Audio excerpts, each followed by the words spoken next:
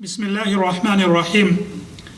Respected listeners and learners, I'm presenting this as a discussion that we are supposed to have within our own communities and within our own societies.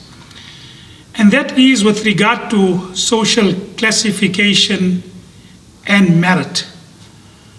This particular aspect, that who is better than another person and on what basis is he better, has been something that is as old as humankind. Throughout history, humans have grappled with this particular question. Who is better than another person?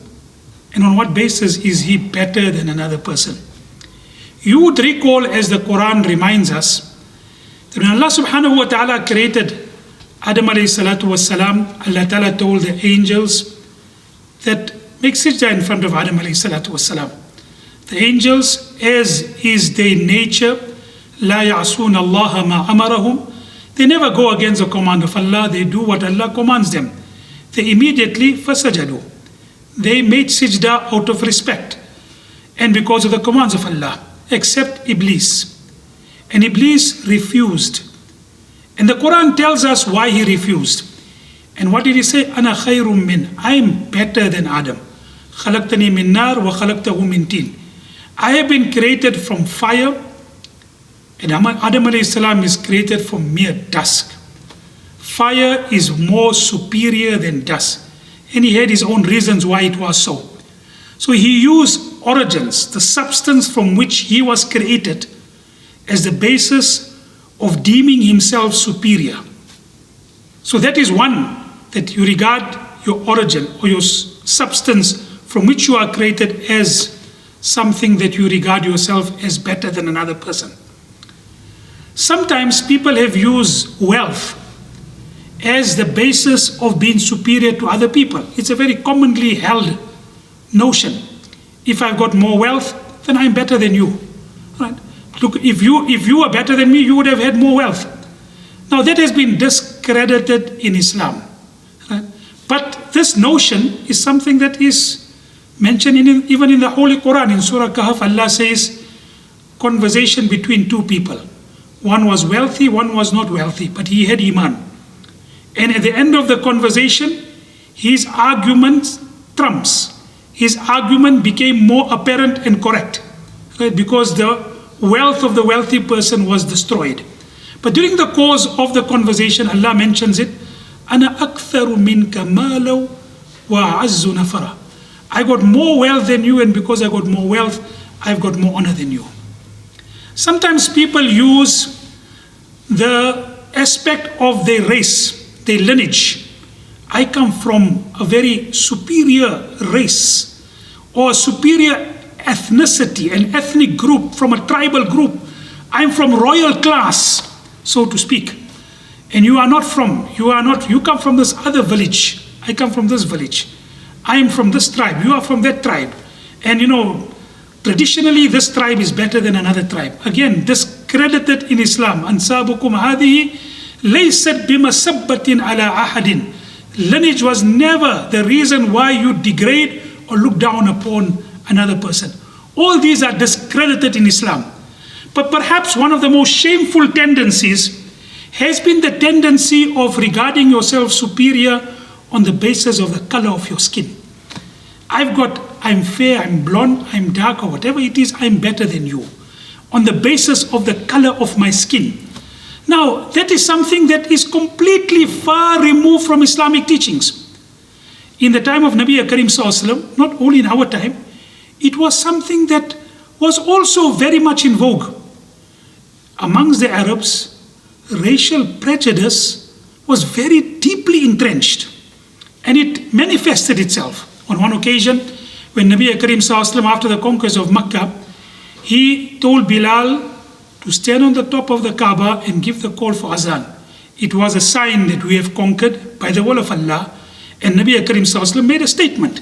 It's not a normal practice after that. Even up till now, people don't stand on the top of the Kaaba and give azan. But it was a very special occasion. And Nabi Karim Sallallahu Alaihi Wasallam told Bilal to stand on top of the Kaaba and give the call. When the people of Makkah, the Quraysh, saw it, they couldn't bear it.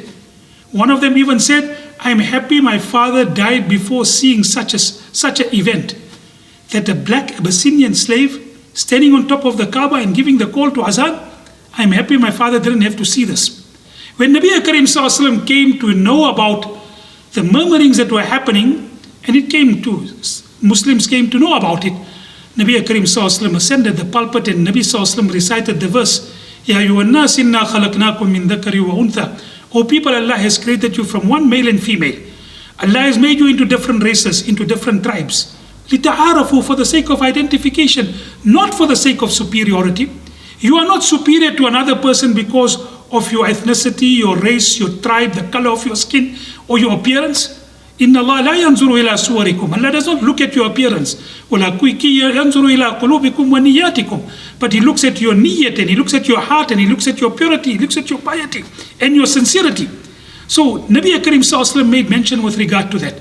And this particular aspect of racial equality and not regarding yourself superior on the basis of the color of your skin, and that background is something that Nabi Karim Sallallahu Alaihi Wasallam proclaimed well before it became trendy and it became part of United Nations resolutions. Whether they practice upon it is a different matter. And it was during the Hajjatul Wida that Nabi Karim Sallallahu Alaihi Wasallam told people that La fadla li Arabiyyin ala Ajamiyyin wa la Ajamiyyin ala Arabiyyin. There is no superiority of the Arab over the non-Arab, or the non-Arab over the Arab, and there is no superiority of the white over the black, and the black over the white. Each and every one of you, you start off on an equal footing. You start off on an equal footing, and you only surge ahead, not on the basis of your wealth, your appearance, your ethnicity, your tribe, the color of your skin, except through the means of taqwa, except through the means of righteousness. A person who is righteous, irrespective of his background, he is honorable in the eyes of Allah. Even if he might be the person that the entire world looks down upon or don't regard as socially someone worthy of respect, in the eyes of Allah he has respect because he is righteous, he is pious. And that has become in Islam the basis of superiority, the basis of classification, the basis of merit.